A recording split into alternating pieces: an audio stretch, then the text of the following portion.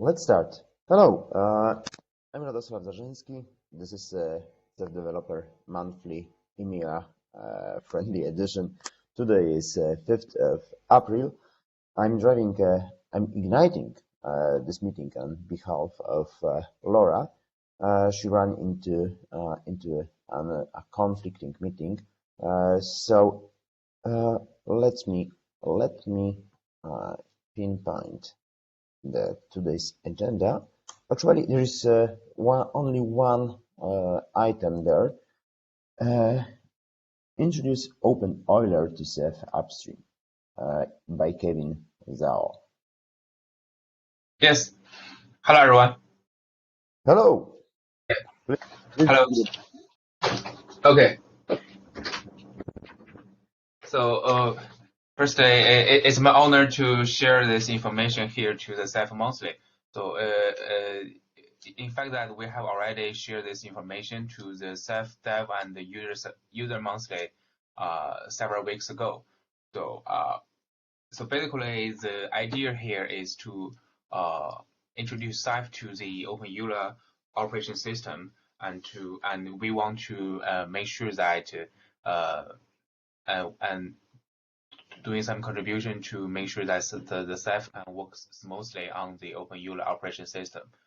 So there are some basically background is Open Euler is it is an open source operation system which was born 3 years ago, and now it's a Chinese largest open source operation system community, and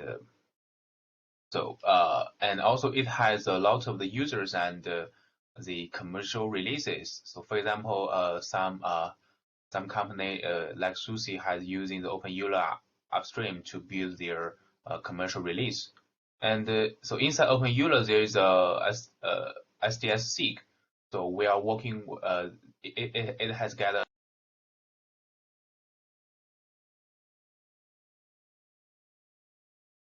Oops, can't hear you anymore. Go ahead. Oh, okay, now you are back. Sorry. Yeah. Yeah. So, okay. So could you hear me now? Loud and clearly. Oh, okay. So now it's better now or not? No glitches. Sounds good. Okay, good. Yeah. So currently inside Open Euler there is a SDS SIG. So it has gathered a lot of the developers and companies there. So and also the users has a strong desire for the Ceph on Open Euler, and we have doing some we have already doing some compatibility test and development to make sure that the Open Euler LTS support now can run in the Ceph. And also we have submitted patches to the Ceph upstream. So and also we want to see that, yes. So let us just introduce Ceph to a new operating system, and we want to see that is there a formal steps for introducing the Ceph to a new operation system. For example, what is the next step to doing? Maybe aiding the CI or aiding the CI, aiding the resources or something else. So and we also want to hear some feedback from the Ceph upstream, and from the Open Euler side, we can commit that we will continue contribution to the Ceph support on the Open Euler, and also we will also have to see that if there is some new user cases for Ceph on Open Euler. Yeah, so that is what I want to share today. So and also want to see the feedback from the Ceph upstream. Well, that sounds really good. From my personal perspective, I will try to address your last question about basically the places related to supporting a platform in Ceph. According to my according to my fragmental knowledge, uh, there are multiple things here. Starting from the tautology testing. Tautology is basically automated Yeah. way for Ceph, and we do support multiple platforms there. However, tautology just tests. There is a Yeah. builder infrastructure. That's another place where operating that is aware about an operating system, aware about Linux distribution. Uh, there is web interface, Shaman, Ceph.com. Mm-hmm. There are also Jenkins nodes responsible for validating PRs. You can see the results of doing that even under your PR. There should be a bunch of checks, summary of checks. We have things like Ceph API test, but what it's interesting from this perspective is some are checks like make check, the version for ARM 64, make the general Yeah. make check, etc. So yet that's another junction with an operating system. Okay. So, Plus, of course, sorry, please go on. Please go on. okay, go ahead.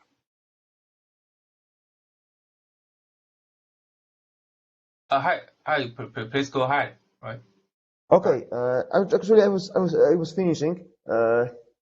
I'm pretty sure this list is not exhaustive. Uh, even when it comes to formal validation, releases, etc. I'm pretty sure that there is a lot of things I just forgotten. Yeah. I would be super cool to hear output from other folks. Okay. Great. But generally So speaking, also, it's a long and staged process. And personally, I think you don't need to accomplish all stages in the same moment. It could be a gradual. okay. Yeah. For sure, So, the first step is to tune the build the specifications for building packages, which you already did. yeah. So from the open user side, so our first step may be uh produce the packages, so that would be better. And from my point, I see that there are some architecture related tests here. So for example, the x86 test and also the ARM64 test. So did that one also needed for introducing a new operation system to running on the test? For example, running the make check or the testology test. Uh, I, so I'm not quite sure. This is also this is also an essential step here. So for new operation system to do this, or this or that one are more related with the architecture side. Which one in particular? Oh, I mean that the make check test. I see Make that. check test. I see. Yeah, yeah. I, So Yeah, I, so I please go. don't think uh, so. It's like Radek said. Most of these steps are, at a bare minimum, there needs to be, packages need to build, but yeah, make check. So, for example, we just as an example, I think we do builds for SUSE, so at least one SUSE-based distribution. If you look at the shaman.ceph.com, which Radoslav linked in the chat, there are repositories produced for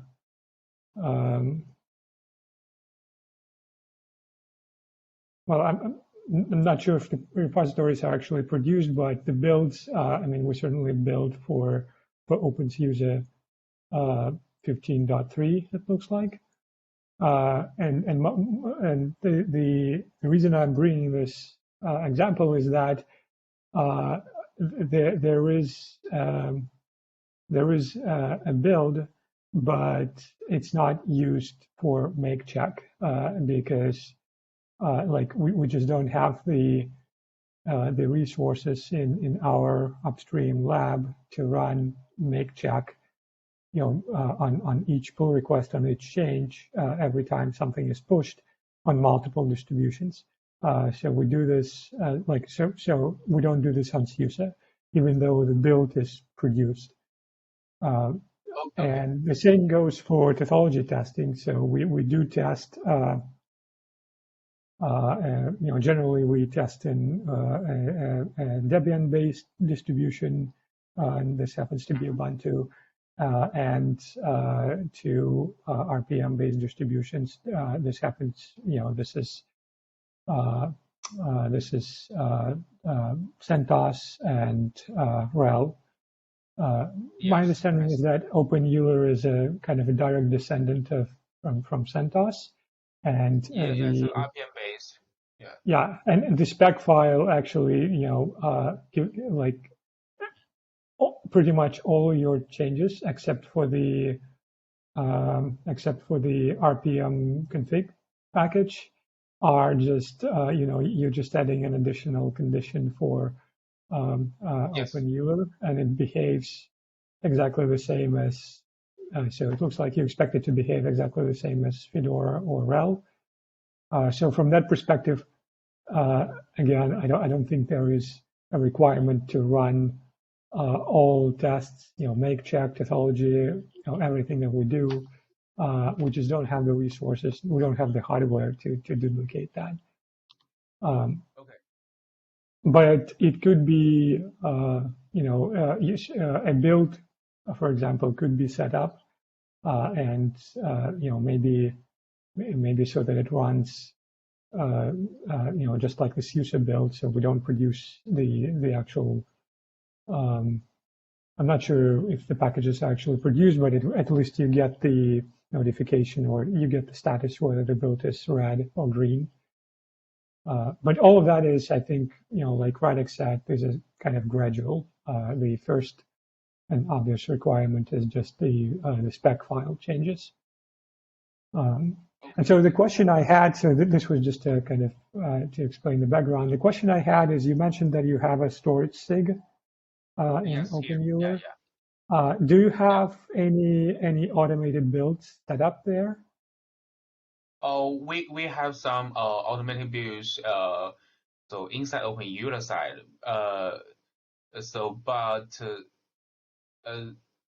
We have not actually run a lot of tests for each build. Yeah.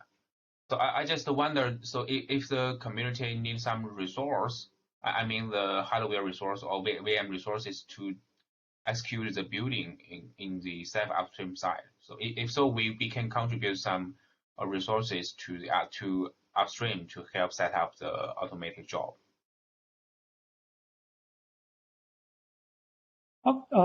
That would be cool. I think you know, I'm not sure what would be the best way to do it, because right now all of our builds are, you know, the build machines are all hosted in our lab. So they're just, you know, they're physically in the same location. So I think, you know, some tweaks to the you know, build infrastructure scripts might be required to kind of get that going for a node or a set of nodes which are not hosted in the same data center. So if you could, you know, if it would be like, if you're going to be able to provide access to a set of hardware nodes, or, you know, that could be virtual machines, that, you know, doesn't really matter, just, you know, some execution environment where we could run, whether it's make check or even just builds for starters. Make check would come later. Um, there is, I'm pretty sure there is, there's going to be a way to wire that up.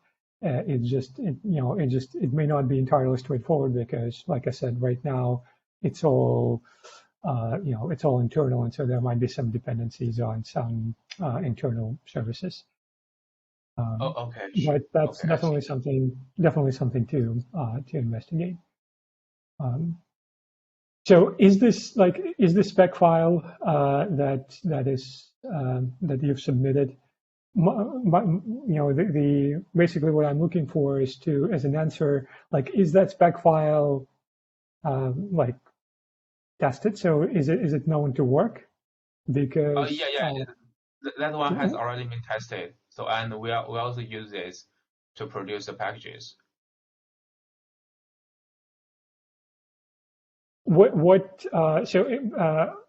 then a related question: you initially submitted a pull request against the Pacific branch, which Oh, leads me to yeah. believe that you are producing packages for the Pacific release, whereas Oh, so the pull request that we actually, like from an upstream perspective, the way things happen is that they get merged into changes get merged into the main branch, and then they get backported to older releases that are still yeah, maintained. I see. Yeah, I see. And the question is, is it known to work on the main branch or just on the Yeah. Pacific So branch? actually, my colleagues has also submitted a PR to the main branch, so that can work also.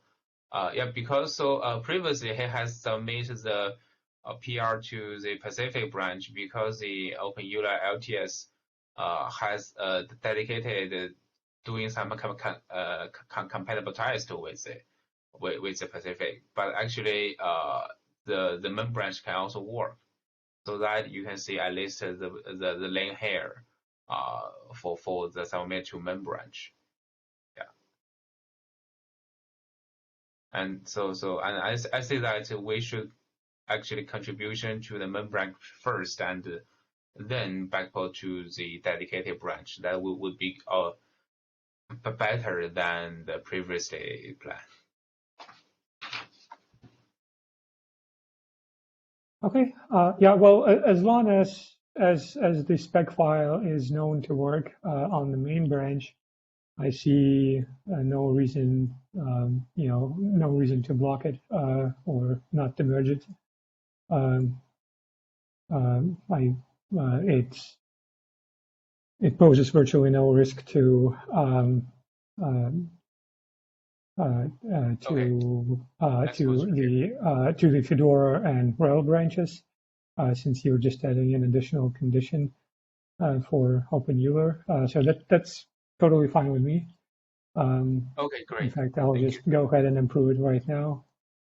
And I think from there we can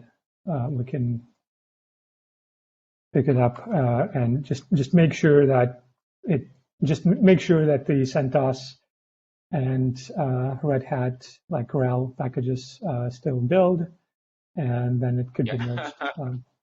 I've added the needs QA label to hopefully make that happen in the next week or two.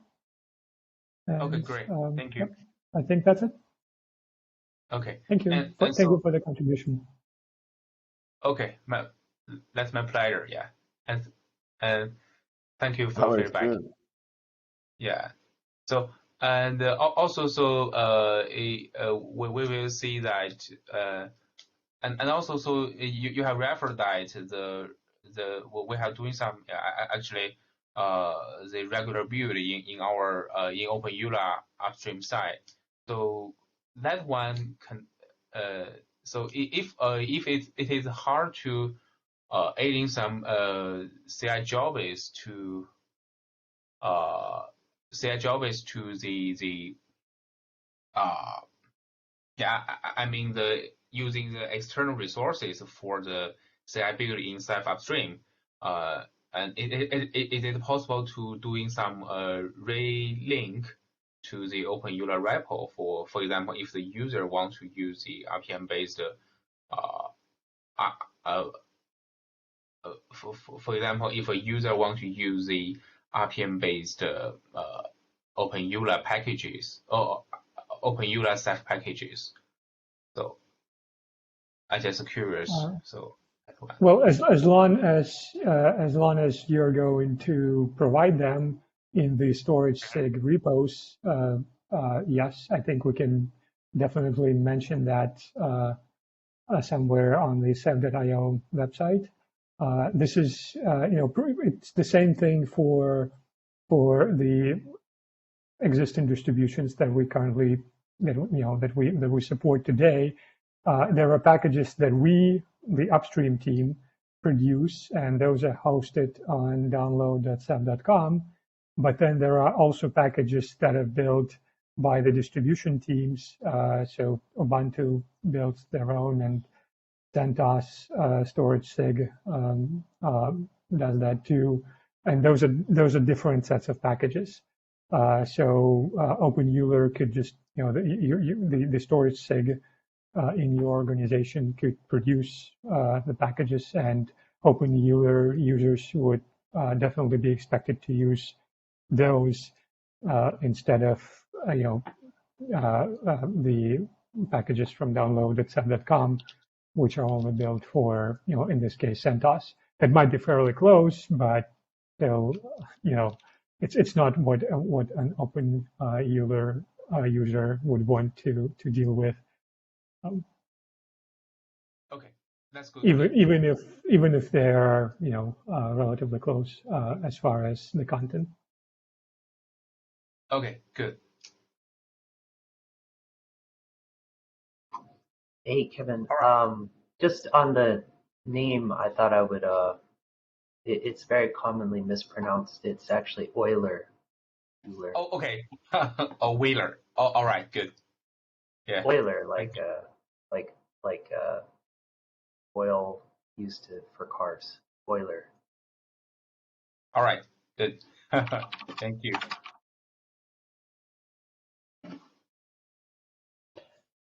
And just a quick note on the PR.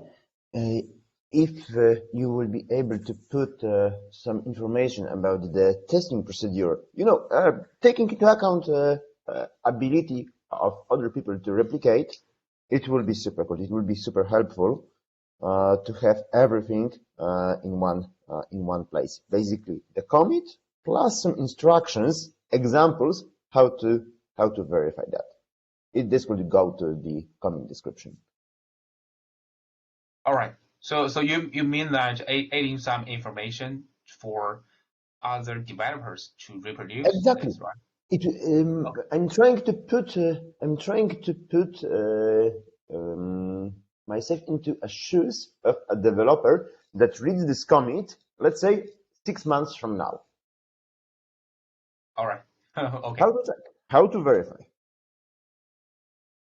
Yeah, and another thing that would be useful to add, so if the storage SIG, like you mentioned that you're doing builds in the storage SIG, if there is some dashboard, so some web interface similar to this shaman.ceph.com, which Radoslav linked, where it just lists builds and what versions are built and whether they are green or red, that type of stuff. So if there is a link to that you could provide, that would be useful as well.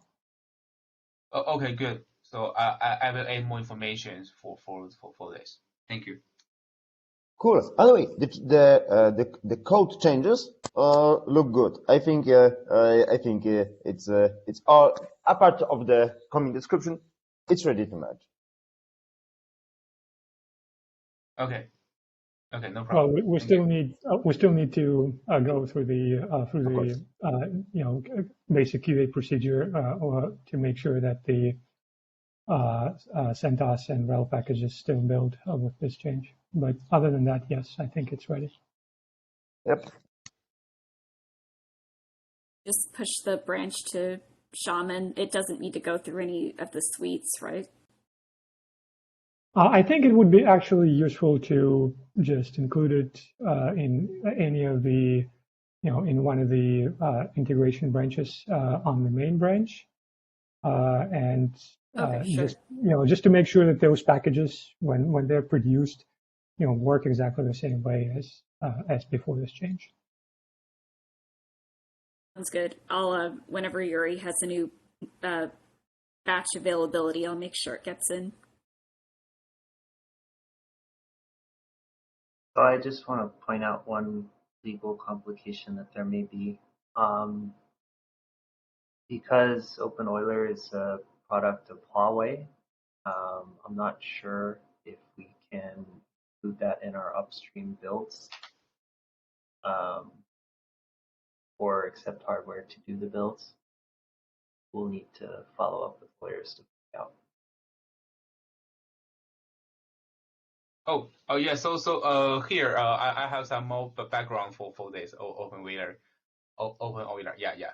So the Open Euler upstream. Yeah. So was so Huawei is proposed to set up this community before, and 3 years ago, and they have gave some more contributions to this community, and also offer some more developers.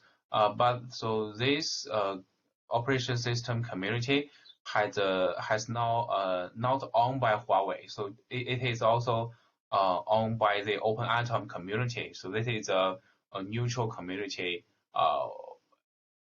Sorry. This is a neutral open source foundation in China. So that one is not a Huawei owned project now. So for the OpenWare, so it is a neutral operation system. Yeah, but again, so Huawei is a contributor in this community. Yeah. Okay, that sounds good.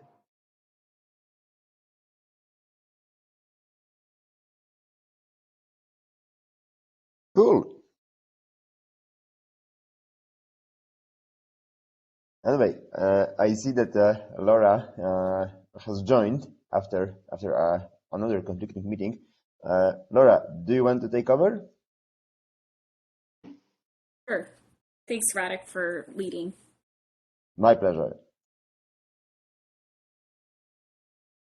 So let's see, do we have any other topics? I think that was possibly the only topic on our agenda. Is there anything else anybody wanted to add that's not on the agenda?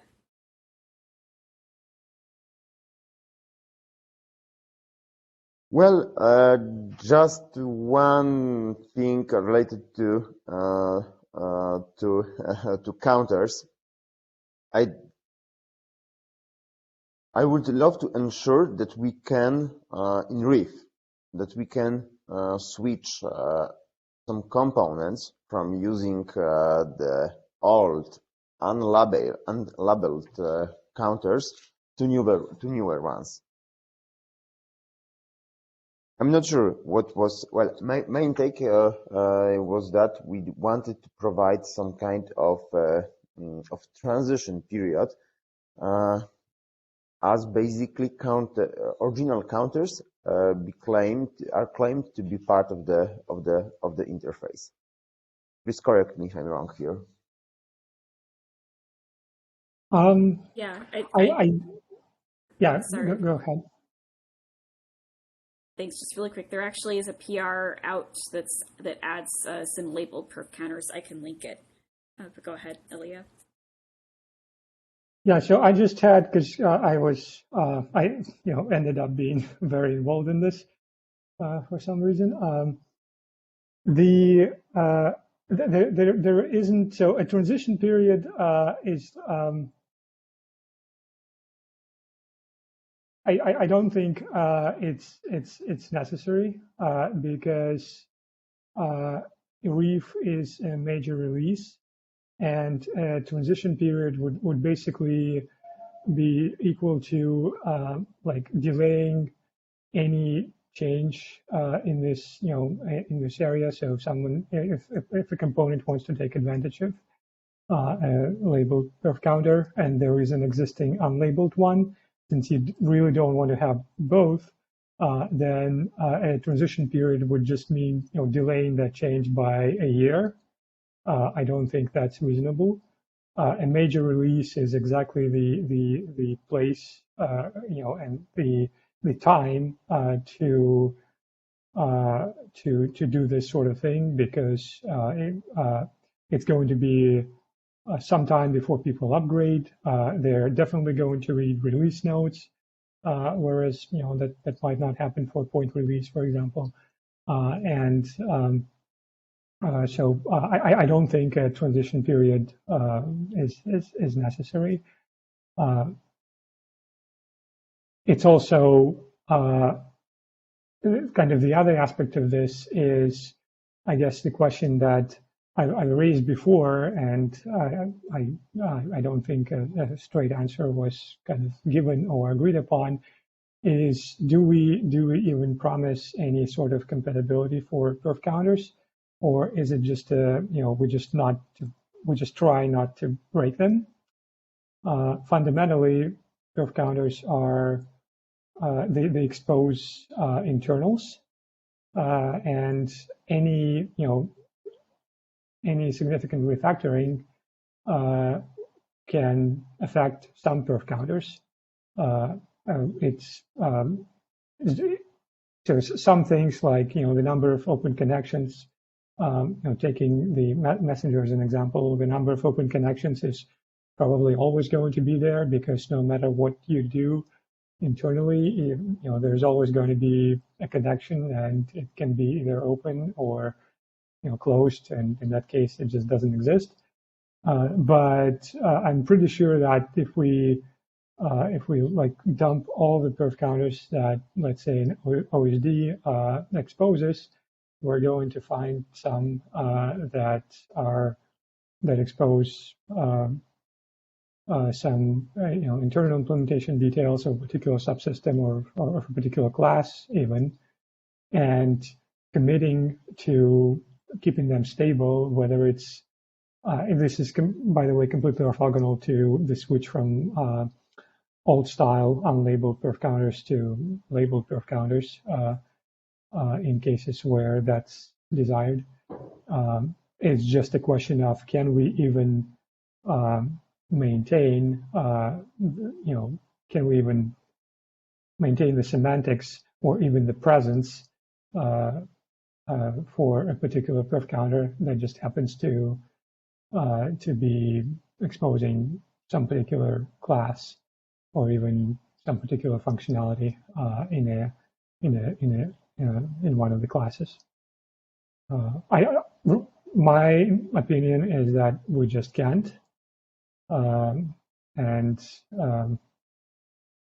there's just no, if you treat perf counters as a public API, then the development is going to be pretty hindered. Yeah. So that's how I view it, and from that perspective, the switch from old style unlabeled perf counters to labeled perf counters is just another kind of change, right? It's nothing new, and since the proposal is to do it in a major release and with a release note added, I see no problem with that at all. I hope this is the entire view, the view of the entire project, because, well, as you pointed out, making counters a part of our public operators interface is really burdensome, and I think it's a recurring discussion. We are always hitting the topic whether there is somebody who scripted and built on top of them, and still I show the perception that still there is no definite answer to the question: is are perf counters part of the public interface or not? Ilya, how about bringing this topic to the broadest crowd we can have? I mean, Dev Summit during Ceph. How about using this opportunity, this summit, to make a definitive stance? I think that's a good idea. I'm not sure if that's the broadest, because I think the email lists would still be that would be my definition of broadest, and I think this topic was brought up there before. Maybe not, maybe it wasn't kind of as explicit, and we may need to to do it again, and make sure that it's circulated not just across the kind of the usual dev and users, because some operators who are scripting things may not be subscribed to dev list. There's no expectation of that, so a users list would definitely need to be included, but also some of the yeah, but that would be like we do have some monthly meetings. For example, the scientific community meeting, where a bunch of people who I suspect have quite a lot of scripts, they do attend that meeting, and it could be brought up there as well. But as far as the project stands, I think, as far as I understand it, right now it is, it is just, try not to break it, because we've definitely removed perf counters in the past. I'm not sure if, again, if that was made kind of visible and it was elevated to the kind of discussion that we're having now, but that happened in the past. That's a good idea. I think just to start with discussing this, bringing this topic up at Cephalocon, and then also following that on the mailing list that we have would be the right path forward. But as far as the PR that kind of, I think, that started this discussion, I guess, I think, again, it should be, it's completely fine to do this in a major release, because even if for some, even if we considered as a project perf counters to be part of the public API, we do change public API in major releases. We do that too. We reserve that right, because otherwise, again, there's no way to develop things, and there's no way to move forward eventually. So even from that perspective, it's still fine to do it in a major release with a release note.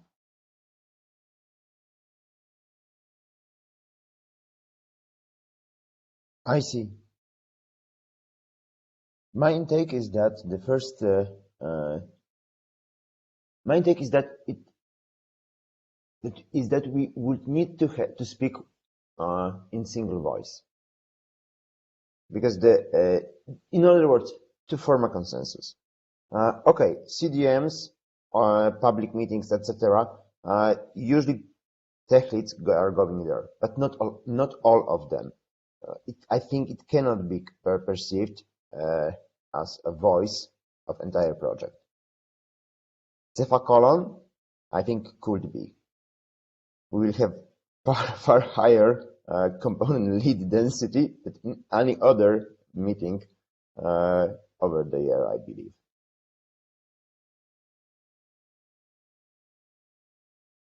But just to summarize, I'm on the board. I would really love to switch, for instance, Messenger to labeled counters.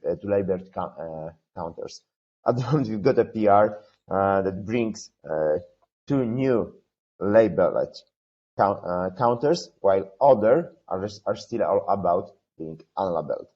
It's mixing. It's burdensome.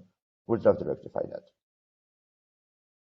Yeah, it definitely doesn't make sense to split. So that PR, it doesn't just bring 2 new perf counters. It actually,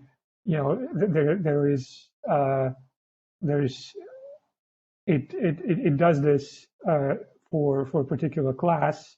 So it's not just messenger at large, right? It's a very particular class in the messenger that would suddenly report some connection-related metrics in one format and other connection-related metrics that are very closely related. They're related to the point that you could even try to derive one from the other, to some degree, and they would be reported in another format. That just makes zero sense, and that's exactly why I'm saying that no matter whether it's considered to be part of the public API or not, we still can make this change in the major release. And for the question of whether it's considered to be part of the public API, discussing this at Cephalacon, like you said, makes perfect sense. Just to finally, kind of put a stake in the ground and make it formal. To have the definite answer, made once for all. Yep. Cool. I'm putting this item to the topic list for the Dev Summit. Thanks.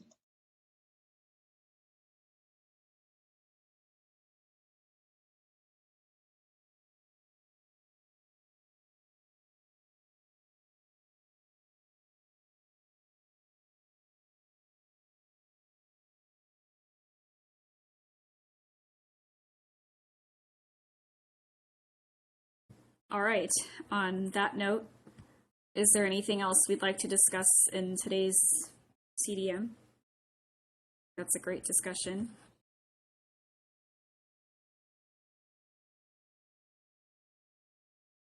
All right. I think that's it. Thanks for everybody for all of your the discussion on OpenEuler and for kickstarting the Reef perf counters. I hope everybody has a great day, and I'll see you guys next month. Thanks, Kevin. Bye. Thanks, everyone. Thank you. Bye. Thanks all. Bye. Bye-bye.